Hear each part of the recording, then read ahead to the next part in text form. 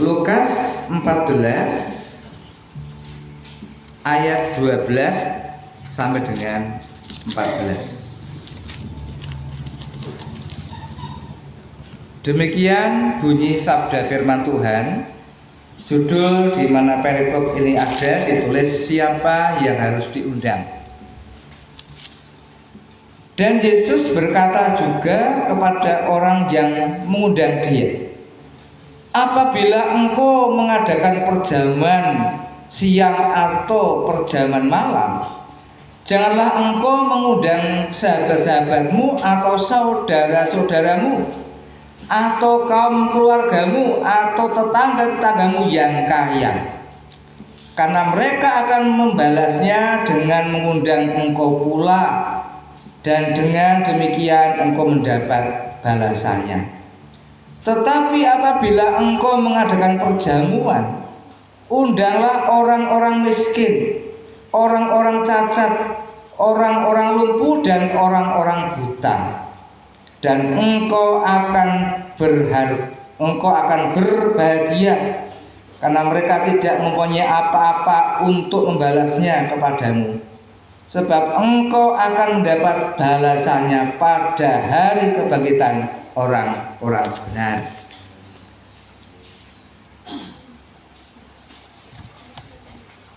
Demikianlah sabda Tuhan. Berbahagialah mereka yang membaca dan mendengarkan dan perhatikan. Haleluya. Kita nyanyikan Kidung Jemaat 50A bait 1 sampai 6. Sabdamu abadi.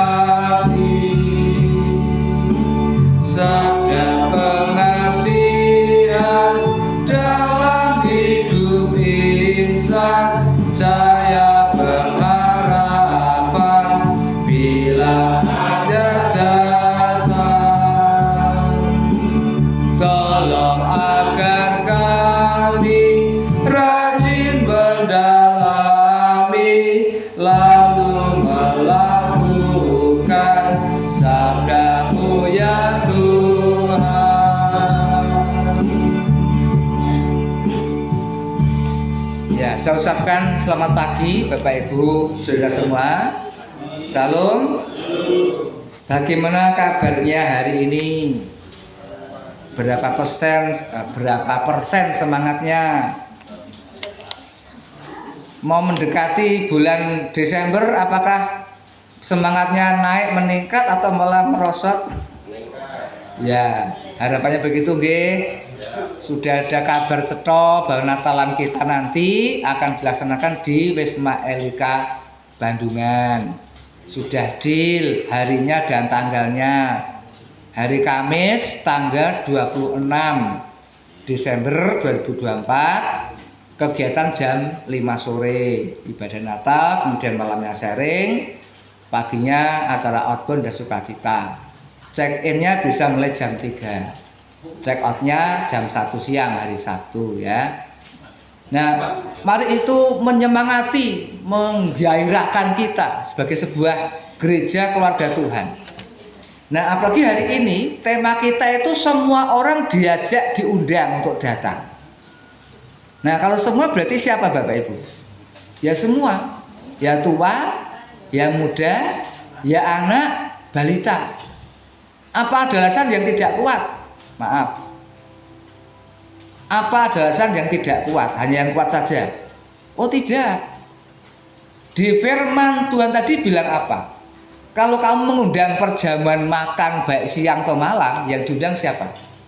Jangan kerabatmu, jangan tetanggamu, jangan siapa tadi? Tapi yang kaya loh, catatannya. Nah selama ini kalau orang mengundang makan, apalagi maaf ya orang gedean, misalnya Pak Camat gitu, kalau punya gawe atau punya kerja syukuran, misalnya pelepasan jabatan atau mungkin pelantikan, ini kan nanti ada pelantikan. Yang diundang siapa? Ya pasti kan pejabat-pejabat yang mendukung, entah sekdanya, entah dinas apa dan sebagainya, kan seperti itu. Jarang sekali saya mendengar yang diundang malah tukang becak, para pemulung, pengemis, asongan, itu jarang. Tapi orang-orang yang memang orang-orang terdekat, orang-orang berjabatan dan kaya. Kenapa? Tuhan bilang karena itu pasti mereka bisa membalas. Tetapi kalau Yesus itu mengajak mereka mengadakan perjamuan makan dan perjamuan minum, yang diundang justru orang-orang buta, orang timpang, orang miskin. Nah, Bapak Ibu yang dikasih Tuhan, ini ceritanya begini, ada konteks. Jadi bukan tiba-tiba, bukan ujuk-ujuk Yesus kemudian ekstrim begitu, tidak. Waktu itu, zaman Yesus itu sudah jadi kelaziman, keumuman. Para pejabat tinggi, bahkan itu malah para rohaniawan, alim ulama, ahli Taurat, kalau mengundang datang perjamuan, itu dipilihi orang-orang yang dirasa terhormat selevel dengan dia. Karena sebuah prestis juga, sebuah kebanggaan, sebuah kehormatan bagi dia waktu itu kalau bisa mengundang orang yang selevel. Katakanlah pejabat gubernur, mungkin imam tinggi, imam bait Allah, mengundang itu suatu kebanggaan sehingga orang merasa wah hebat. Orang ini mengundang datang perjamuan makan dan itu yang datang orang-orang gede. Dan pasti didudukkan di tempat-tempat yang terhormat. Tetapi mereka itu justru menindas orang-orang miskin, seperti orang-orang buta, orang-orang timpang, orang-orang yang tidak berpenghasilan, itu mereka kemudian disingkirkan. Dan waktu itu ada pemahaman, orang cacat, orang buta, orang timpang, orang sakit itu orang yang tidak layak masuk ke dalam bait suci, bait Allah. Sebab mereka digolongkan orang-orang yang najis. Maka dalam upacara misalnya ucapan syukur, entah penebusan dosa atau apa, mereka harus mempersembahkan korban yang tidak bercacat, tidak bercela.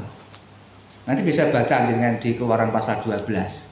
Harus domba jantan, baik kambing ataupun domba bulik, umur 1 tahun dan tidak bercacat, tidak bercela.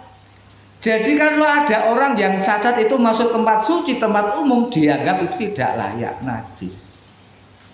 Bukankah itu kan sebuah stigma yang membuat orang menjadi keloro-loro, keronto-ronto.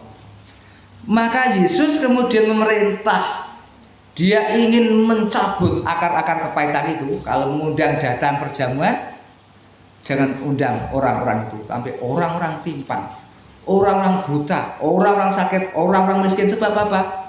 Mereka tidak mungkin bisa membalas dan itu akan membuat dia berbahagia. Nah, Bapak Ibu yang dikasih Tuhan, saudara-saudara, ternyata jalan yang ditempuh Yesus kan jalan yang aneh kan? Kira-kira zaman ini kalau seperti itu umum tidak Bapak Ibu? Tidak umum ya. Selama ini kalau jenengan misalnya dapat undangan, apakah jenengan pernah dapat undangan nganten dari bupati? Kalau mungkin Mbah Lurah ya mungkin ya. Pernah? Belum. Maaf kalau jenengan misalnya diundang datang mantenan tetangga, yang katakanlah mungkin teman sama-sama satu dinas itu. Kalau sini umumnya nyumbangnya bagaimana Mbak Gianti? Hanya amplop duit atau juga barang? Satu rumah semua nyumbang ya? Misalnya bapak ibu kemudian anaknya juga kenal yang jadi ngaten, semua nyumbang atau tidak? Pripun Bu? Tidak ya. Tapi kalau mungkin dengan Mersani yang daerah Biru, itu saya pernah dengar kalau orang itu punya gawe, yang nyumbang itu tidak hanya orang tua sepasang, tapi juga anak-anaknya. Bahkan tidak hanya duit, tapi juga satu tenggok. Ya, ada sarimi, ada gula, ada beras sampai penuh. Dan saya dengar sepertinya semakin penuh itu waktu datang di gedung ada seperti kebanggaan. Ini loh saya bisa asok nyumbang seperti itu. Bahkan nanti juga ayahnya itu tidak hanya nyumbang duit tapi juga rokok. Satu slot itu ya. Mungkin nanti anaknya juga seperti itu. Nah, bisa dibayangkan kalau sebulan itu yang punya gawe, katakanlah tidak hanya 5 tapi 10, wah itu bisa jual sawah atau jual tanah atau jual mobil atau gadekan motor ya. Maka di tempat kami itu sekarang ada kesepakatan di daerah Ngampen sana. Sepakat karena memang terasa membuat orang itu miskin. Yang penting bukan jor-jorannya tapi memberi doa restu, disepakati amplop. Cuma amplop itu pun dibatasi maksimal berapa. Nah, pertanyaannya Bapak Ibu, kalau jenengan diundang datang orang kaya nyumbangnya berapa? Semampunya ya. Tetapi jenengan dulu pernah disumbang banyak loh kan, dicatat toh? Dicatat siapa berapa kan ada bukunya. Kalau bisa ya mengembalikan. Lah mengembalikan sama paling enggak ya Mbah ya. Supaya apa? Waktu dia mencatat juga kan dibandingkan wis balik, wis mentok sudah bakbo itu ya. Walaupun jadi enggak begitu toh? Enggak begitu. Tetapi misalnya ada tetangga kita yang tidak mampu, rumahnya sederhana, nggak punya pekerjaan, nggak punya gawe, disumbang berapa? Ya itu kan tren masyarakat ya. Sak kudune jane sing ora duwe iki disumbang akeh, tadi pakai senek tadi, sing duwe kan wis akeh. Tapi itu Bapak Ibu, kecenderungan tidak hanya zaman Yesus, zaman sekarang pun begitu. Maka tema khotbah hari ini semua diundang datang, terutama mereka yang tidak mampu, yang tersingkirkan, yang tidak pernah dianggap, orang yang jauh dari keselamatan yang Tuhan berikan, yaitu orang-orang miskin, orang-orang cacat, orang-orang buta, orang lumpuh, orang tuli, orang bisu, yang waktu itu dianggap oleh orang-orang Yahudi sebagai orang-orang yang najis, yang tidak layak masuk dalam bait Allah. Yang terakhir Bapak Ibu, ini teladan. Tuhan itu mengundang kita semua untuk selamat sampai dengan akhir. Jadi tadi kan di dalam ayat tadi yang diundang tidak hanya orang-orang timpang, cacat, tuli, bisu dan orang-orang miskin. Artinya apa? Semua orang tanpa terkecuali diundang untuk datang pada Tuhan supaya selamat. Nggak ada alasan saya nggak kuat, saya sakit, saya muda, saya anak, saya belum waktunya, nggak ada alasan. Semua diundang datang. Ya kan, mari dibaca sebentar. Matius 11 ayat 28. Yang diundang siapa? Mari kita baca sama-sama. Matius 11 ayat 28 sampai 30.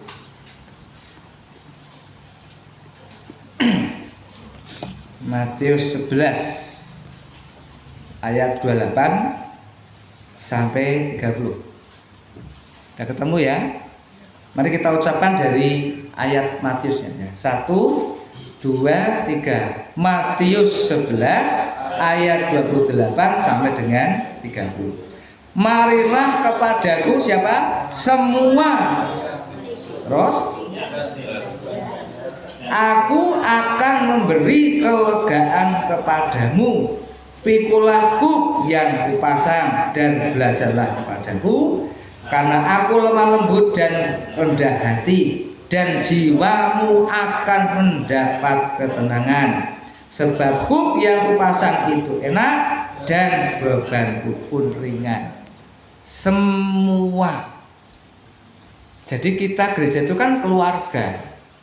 Ya semua.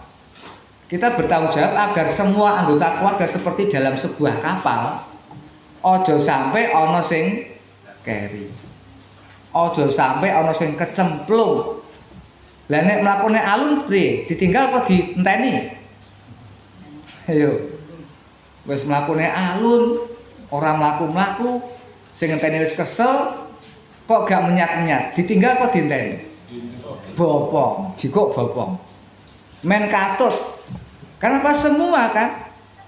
Yang terakhir, gereja waktu itu juga sama pergumulannya. Apakah semua orang itu diundang supaya selamat? Tapi ternyata gereja awal sudah memberi contoh membuka diri terhadap semua, bahkan terhadap orang-orang cacat. Nanti bisa dilihat di Kisah Para Rasul tentang baptisan sida-sida dari Ethiopia, ya, di mana yang baptis adalah Filipus. Waktu itu ada seorang sida-sida dari Ethiopia itu membaca sebuah kitab Yeremia yang membuat dia bingung. Siapa yang dimaksud dengan anak domba Allah yang tidak berbicara dengan lidah keluh tapi manut sampai ke pembantian itu, jadi siapa aja nih yang digambarkan dalam ayat yang dia baca? Dia bingung. Dan Filipus oleh karena Roh Kudus mendapat wahyu agar menemui orang itu yang sida-sida dari Ethiopia. Dan kemudian dijelaskan bahwa domba Allah yang pergi ke pembantaian tanpa melawan itu adalah Yesus Kristus yang menebus dosa manusia, yang menyelamatkan manusia, yang mengundang semua orang supaya selamat. Sejak itulah kemudian sida-sida berkata, itu ada sungai, apa jeleknya saya dibaptis. Dan dibaptislah oleh Filipus, sida-sida itu menjadi jemaat Kristen awal. Nah pertanyaannya, jangan tahu sida-sida itu siapa? Sida-sida dari Ethiopia, dari keraton Kandati. Sida-sida itu adalah seorang pria kulit hitam, penjaga putri keraton, tapi dikebiri dengan sengaja. Kira-kira tahu nggak maksudnya, Bapak Ibu? Kenapa? Ia memperkosa ratu, maka dikebiri. Padahal orang yang dikebiri itu menurut hukum Taurat dia cacat, nggak boleh masuk bait suci, dianggap najis. Tetapi oleh jemaat pertama dia diundang dan dibaptis dan terima sebagai jemaat Kristen. Jadi gereja terbuka terhadap orang-orang yang cacat, orang-orang yang memiliki keterbatasan, bahkan keterbatasan fisik, dan diterima. Itu artinya Allah mengundang semua hadir untuk supaya selamat. Jadi keselamatan itu bukan untuk orang-orang tertentu, orang-orang dari bangsa tertentu, tidak. Tapi marilah kepadaku semua orang yang letih lesu dan berbeban berat. Jadi kesimpulannya, kita apakah termasuk berbahagia atau orang yang celaka Bapak Ibu sekarang ini? Berbahagia. Sebab apa? Kita termasuk orang-orang yang sudah menerima keselamatan dari Tuhan dalam kondisi apapun yang kita terima. Maka mari kita jaga, kita rawat, kita syukuri dengan hidup setia, hidup taat. Sebab Tuhan telah mengundang hadir semua orang, berarti Dia menghendaki semua orang datang untuk diselamatkan. Kiranya Tuhan memberkati kita semua. Amin.